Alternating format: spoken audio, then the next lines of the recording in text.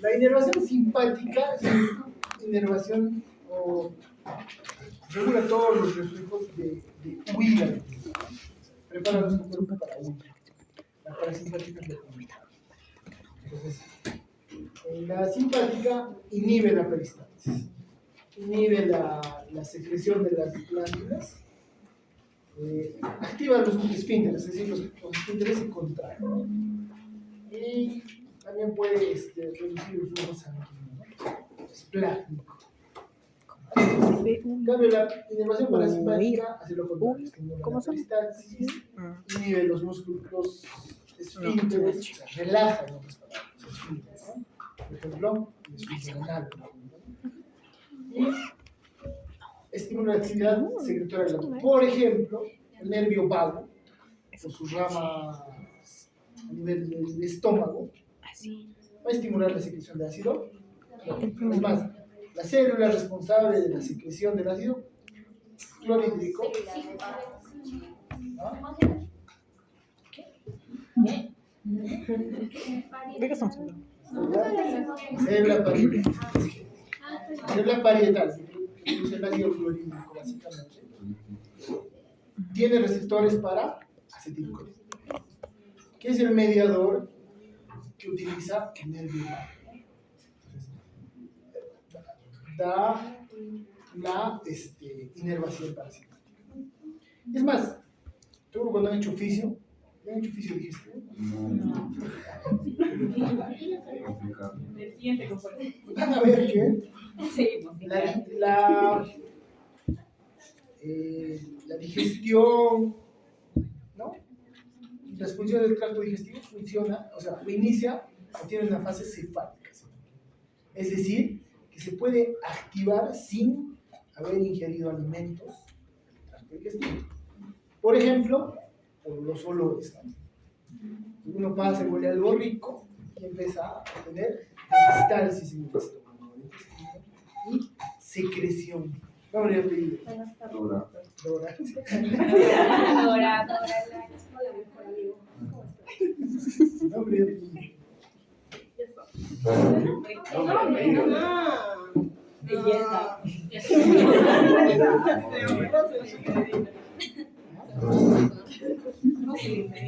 Joseph. Más conocida como.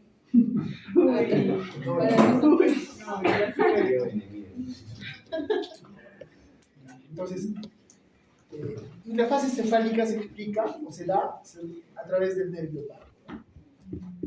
El nervio vago en toda su inervación. ¿Hasta dónde inerva el vago? Hasta al ángulo. Eso se ha hecho en anatomía. Hasta el 2. Ilio. Duodeno, no. Ilio se cae. No, hasta acá. ¿Qué partes del tracto No, eso no es digestivo? El estómago. Estómago, hígado. El intestino también. El estómago. Duodeno. Después, el duodeno, intestino delgado y parte del intestino grueso. ¿Hasta dónde? Hasta el colon. No es del colon. De los 2/3. Hasta el vago inerva todo lo que es el intestino medio. Derechos con Es izquierdo. decir, hasta el tercio derecho del colon transverso. Hasta ahí llegan sus ramas. Luego, ¿quién da la inervación parasimpática? Los sacros. Los sacros y los pares craneales.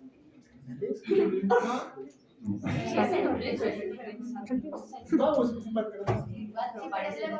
3, 5, 7, 9. No, estoy diciendo inervación parasimpática. Los sacros. Nervios sacros. Irrigan inerva. El resto del tracto digestivo. Más allá de donde termina el nervio. En cambio, la inervación simpática, ¿de dónde viene? De la cadena ganglionar parasimpática, paravertebral, que va a dar origen a ganglios, ¿no? En la cercanía de los órganos. El plexo, ilíaco, plexo solar, entre otros. Entonces, eso explica la fase cefálica, ¿no? De la digestión. Entonces, el esófago es la primera, bueno, por la primera parte propiamente dicha del tubo digestivo.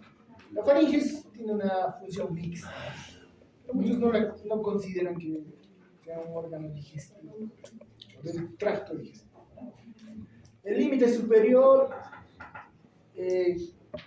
va a tener un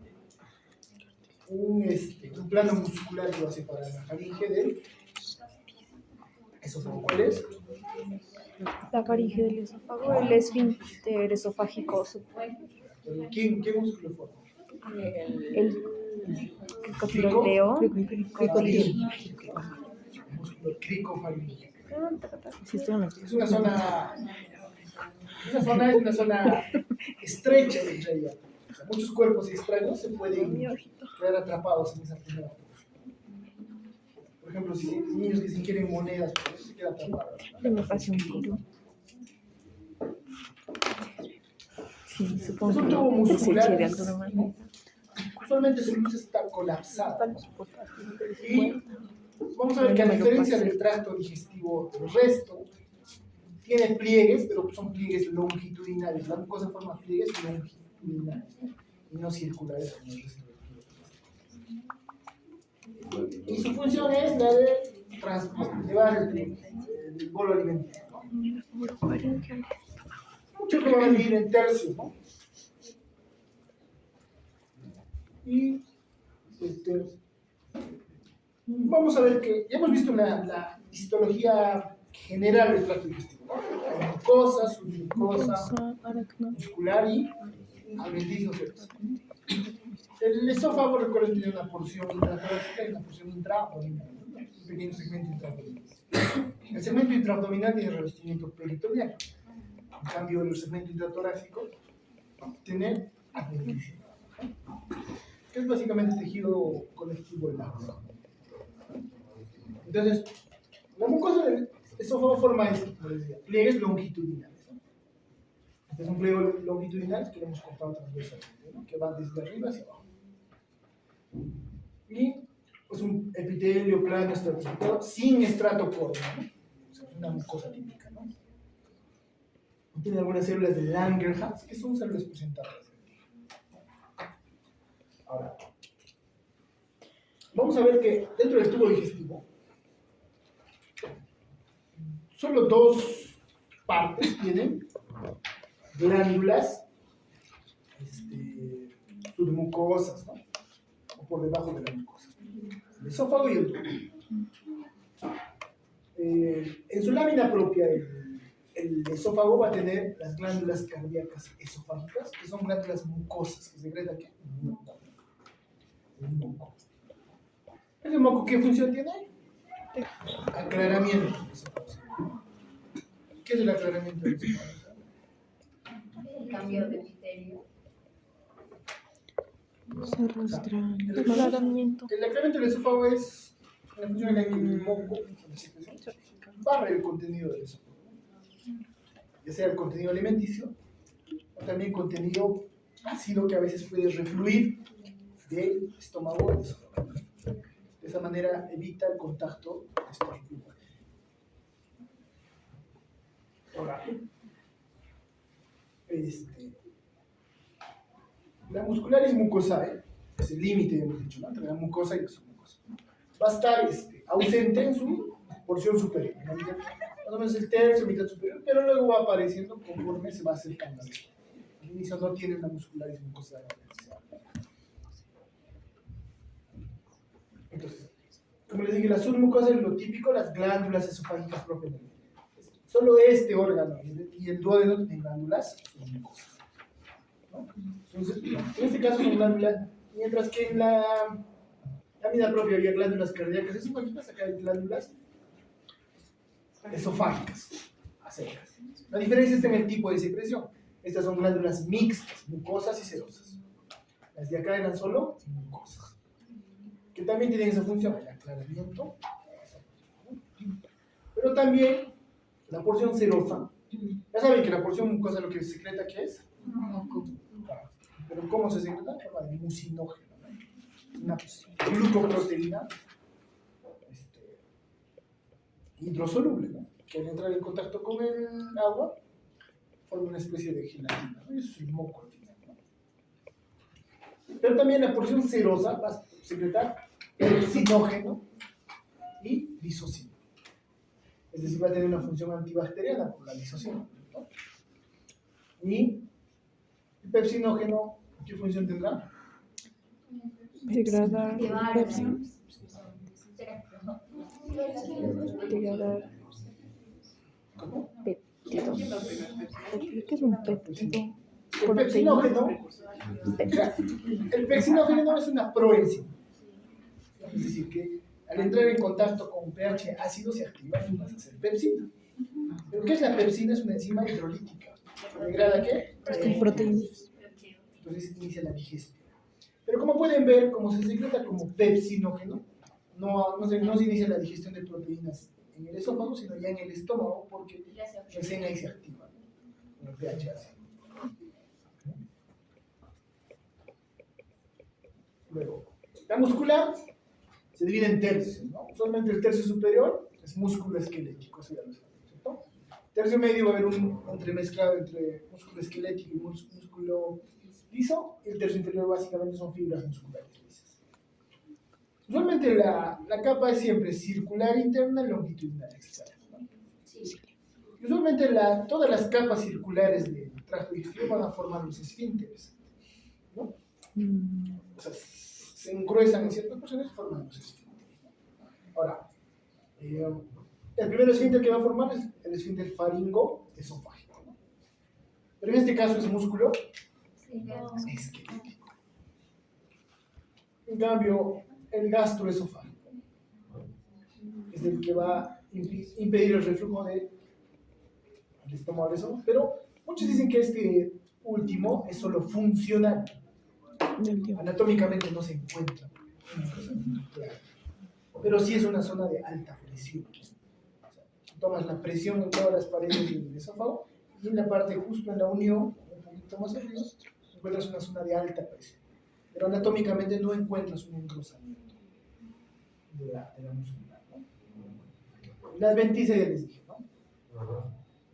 Ahora, algo curioso es que, si bien es cierto, la serosa no es una capa de gran resistencia, pero sí se ha visto que favorece la resistencia de los tejidos, ¿no?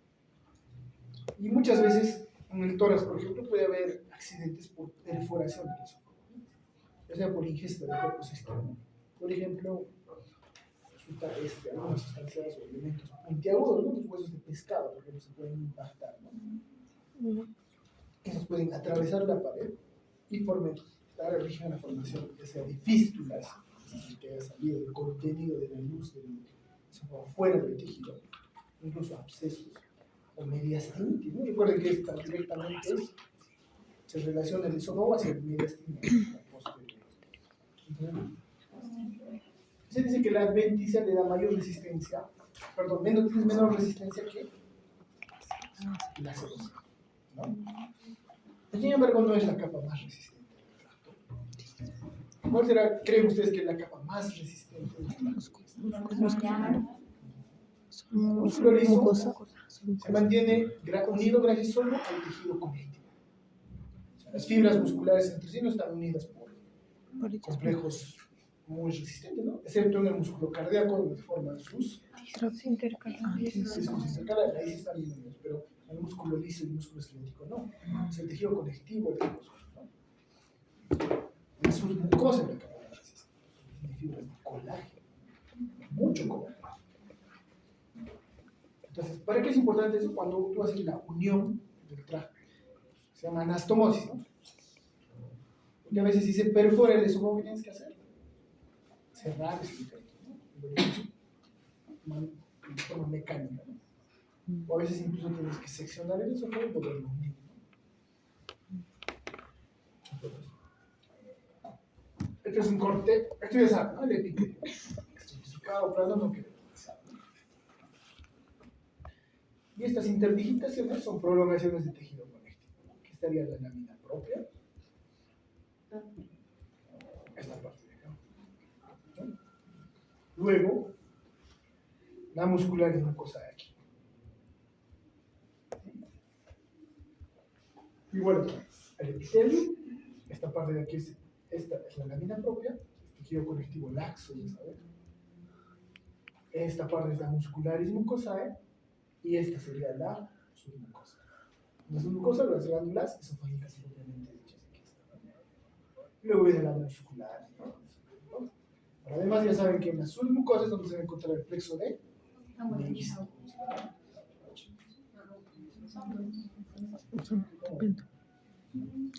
El de Meissner está El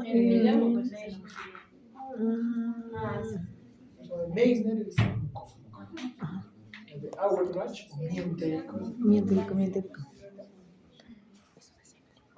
Otro corte, vean, el epitelio. Estas son las capas más superficiales que se descaman, ¿no? Constantemente. Esta parte de acá es el tejido conectivo laxo, que corresponde a la lámina propia, la muscularis mucosae. Esta parte de acá es la submucosa, ¿no? Donde pueden ver vasos importantes, donde están las glándulas. Estas glándulas claras de acá son mucosas y estas más coloridas son serosas. Y aquí estaría la unión o la zona de transición entre el estómago y el esófago. Una transición de epitelio, ¿no? Ahora, como ya les dije, va a tener un esfínter fisiológico, ¿no? Gastroesofágico. Ya les dije que no es, muchos dicen que no es anatómico porque no se encuentra en el engrosamiento real, solo es funcional. Van a ver que cuando hagan fisiología, normalmente este esfínter se relaja. A ver, por momentos. O sea, tiene una relajación durante la digestión para que el bolo alimenticio llegue al estómago. Pero en ausencia de bolo alimenticio a veces tiene relajaciones transitorias. En esas relajaciones transitorias puede haber reflujo de contenido del estómago al esófago. O sea, todos tenemos en cierta cantidad. Pero el aclaramiento esofágico y sin motilidad esofágica rápidamente los llevan de nuevo al estómago y eso evita que el ácido lesione la mucosa del. Pero a veces hay pacientes que tienen estas relajaciones en mayor cantidad y mayor duración. Entonces, y el aclaramiento esofágico no es suficiente para llevar el ácido hacia el estómago. ¿Qué se producirá? Lesión de eso. Eso, enfermedad por reflujo gasoso. El problema es que la mucosa del esófago no está adaptada a resistir esos pHs ácidos. ¿Por qué? Porque vamos a ver que a pesar de que secreta moco, solo produce moco soluble, es decir, un moco que se disuelve en el agua y rápidamente circula hacia el estómago. El estómago tiene un moco insoluble, un moco visible, vamos a ver más adelante. Es un moco especial que se adhiere a la pared del estómago y evita que el ácido entre en contacto directamente con las células epiteliales del estómago. Eso no hay en el esófago. Se lesionan las células. Entonces, generalmente estos pacientes se quejan de dolores tipo ardor, ¿no? Tipo ardor, un dolor muchas veces ascendente, que corresponde al reflujo. Obviamente bajo ciertas posiciones, en decúbito o cuando con movimientos copiosos. Y a veces puede llegar a tal punto como que haya metaplasia intestinal. Ya les dije que era la metaplasia intestinal. La mucosa o el epitelio cambia, ¿no? De una mucosa esofágica normal a un epitelio intestinal. Eso se llama metaplasia intestinal. Y cuando eso pasa, usualmente pasa en el extremo más distal del esófago, eso ya lo van a hacer con una patología, eso se llama esófago de Barrett. El esófago de Barrett es una lesión premaligna. O sea, a partir de eso se puede formar un adenocarcinoma. Los pacientes que tienen mucho reflujo tienen riesgo de hacer después adenocarcinoma de esófago. Entonces, ahora vamos a ir ahora a la parte del estómago, ¿cierto? El estómago es la porción diametralmente más amplia, ¿no?, del tubo digestivo. Tiene forma de J, dicen, ¿cierto? Y dependiendo del tamaño del estómago, alberga volúmenes de entre 50 a litro y medio. vamos a ver que la distensión de la pared gástrica va a estimular la producción de una hormona, la grelina. Grelina. ¿Y esta qué función va a tener? Relajar la musculatura lisa. ¿No? Y eso hace que la presión intragástrica se mantenga constante. No varía mucho. La función básica del estómago es la homogeneización mecánica, ¿no? Y química del alimento, digamos, del líquido, ¿no? Y aquí usualmente inicia la básicamente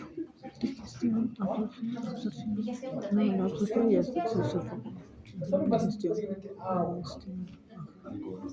Pero no es parte de la digestión. Pero sí empieza la degradación, el metabolismo de algunas sustancias como las proteínas del origen, porque el pepsinógeno.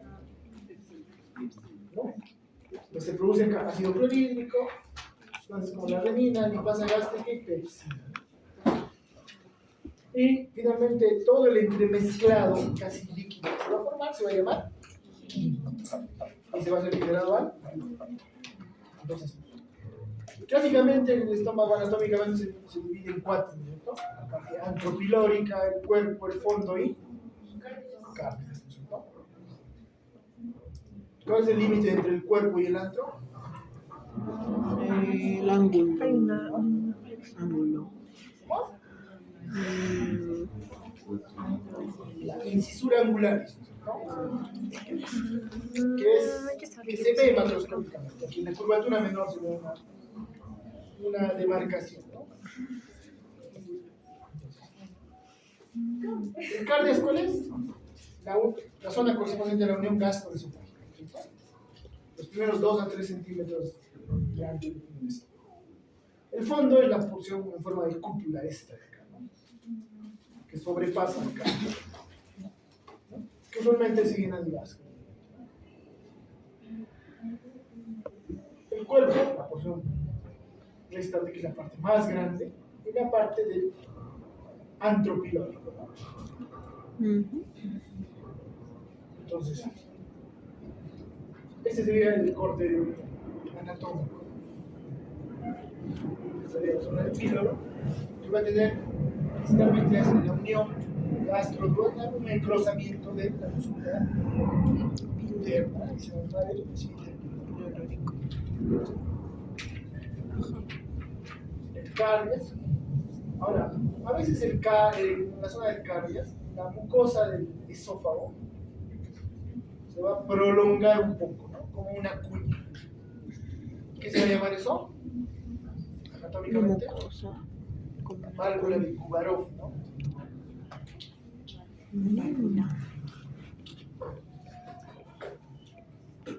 Que no es una válvula propiamente, sino o sea, el esófago no termina horizontalmente, sino un corte totalmente horizontal. No termina así. O sea, una de sus caras, la cara posterior, está más abajo que la cara anterior, oblicua, como un triángulo. Y esa mucosa de la cara posterior se prolonga, está así, flotando en el fondo gástrico. Cuando el estómago se repleta, eso empuja a esta mucosa hacia. Hagan de cuenta que este es el esófago. Este es el esófago y aquí está esa mucosa que fluye. Cuando se llena el estómago, empuja esto, como que ocluye la mucosa. Eso le llaman válvula de Kubarov. Esto no es una válvula propia.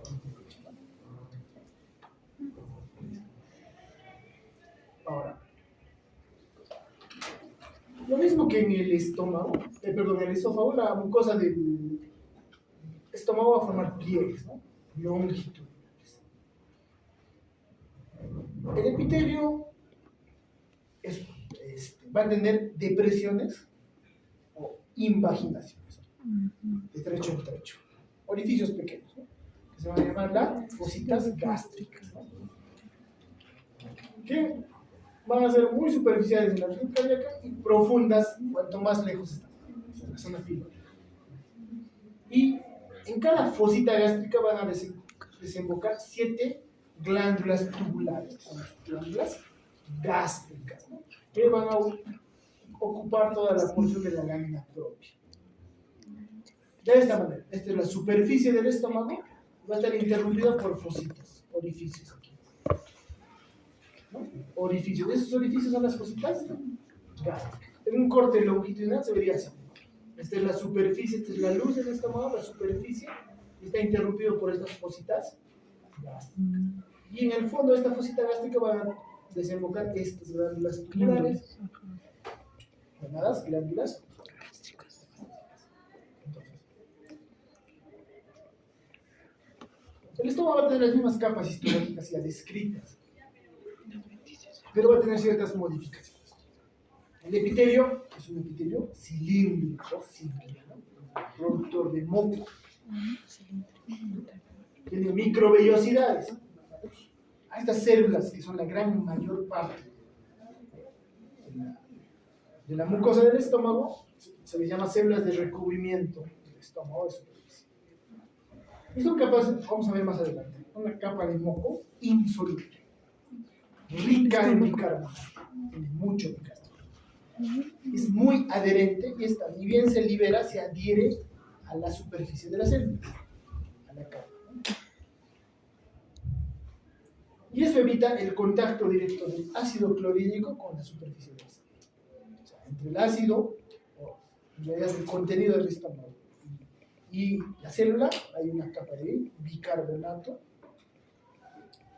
y moco, ¿no? Entonces, eso amortigua el pH ácido del bicarbonato y evita el contacto directo, ¿no? No solo del ácido clorhídrico, sino también de las enzimas que están aquí. Y no hace que la pared gástrica no se digiera. Entonces, y cada fosita gástrica sería esta, ¿no? Hasta acá, fosita gástrica. Aquí termina la fosita gástrica. Entonces, tanto la superficie externa, la luz del epitelio, como la parte de la fosita gástrica va a estar compuesta básicamente por células superficiales de la mucosa. Y en cada fosita gástrica van a desembocar, ya les dije, hasta 7 glándulas gástricas, que serían estas de acá. Acá solo estamos viendo una fosita gástrica que se continúa con una glándula gástrica, pero en realidad hasta 7, ¿no? En un eje tridimensional, ¿no? Y la glándula gástrica va a tener 3 porciones: un istmo, en la zona de transición, un cuello y un fondo o base, ¿no? Que varían un poco en el tipo de células que van a tener, ¿no? Básicamente en el istmo predominan las células mucosas del cuello. Recuerden, las células de la mucosa superficial producen moco. Estas células mucosas del cuello también producen moco. La diferencia es que las células de mucosa del cuello producen un moco soluble, es decir, que se hidrata y se entremezcla con los alimentos.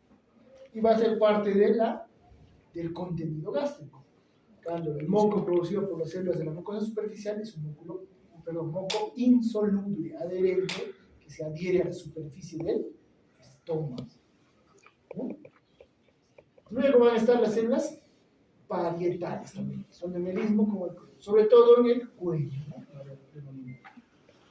Luego están las células SNED o enteroendocrinas, y las células principales usualmente se ubican en el fondo, ¿no? Entonces, ¿cuántos tipos de células vamos a describir en el estómago? 5.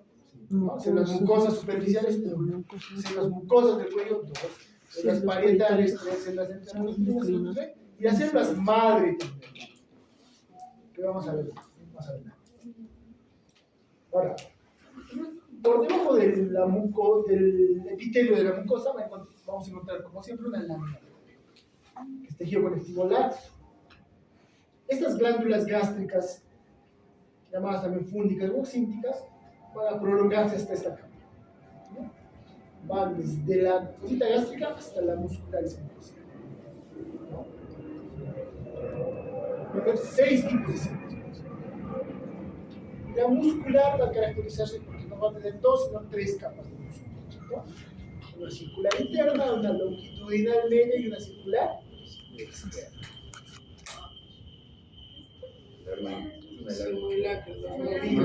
Ya. Entonces aquí tenemos las células, ¿no? Los tipos de... La mayor parte de la superficie y la parte de la fosita gástrica va a estar cubierta por las células de recubrimiento de la superficie. También la parte del istmo.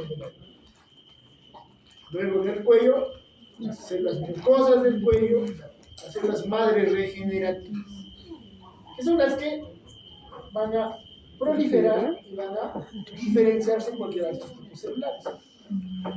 Luego están las parietales oxínticas, ¿no es cierto? Las principales son simógenas. ¿Por qué se llaman simógenas? Porque el pepsinógeno es un simógeno, es una proenzima. Necesita una sustancia para activarse, en este caso la bioclonina. Luego van a estar las células del sistema neuroendocrino difuso, llamadas SNED, ¿no? O células APUT también llaman. APUT, APUD. O células enteroendocrinas. Fosita gástrica, y acá desembocan, por ejemplo, dos glándulas. Vean, la fosita gástrica, esta sería la zona del istmo, y acá están desembocando estas glándulas gástricas. ¿Por qué? Esta es una tensión paz, por ejemplo. ¿Por qué la superficie, los gránulos de la superficie de las células de revestimiento se ve más oscura? Porque tiene gránulos, ¿no? Mucinógenos. La densidad de mucinógenos es abundante, pero se ven así.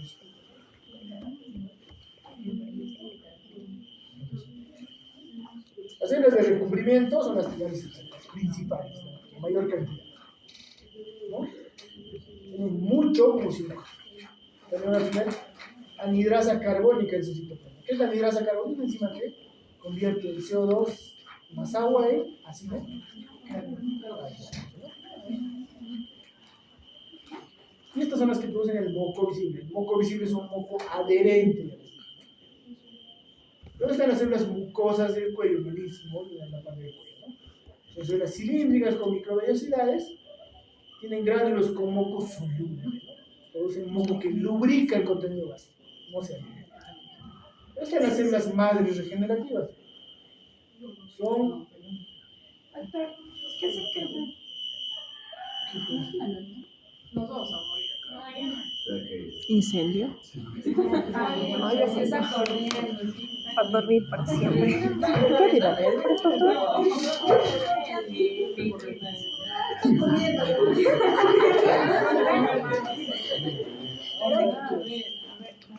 Una jacarita.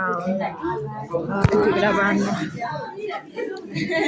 Justo ahora se va. Solo tiene una casa acá. Ay, no.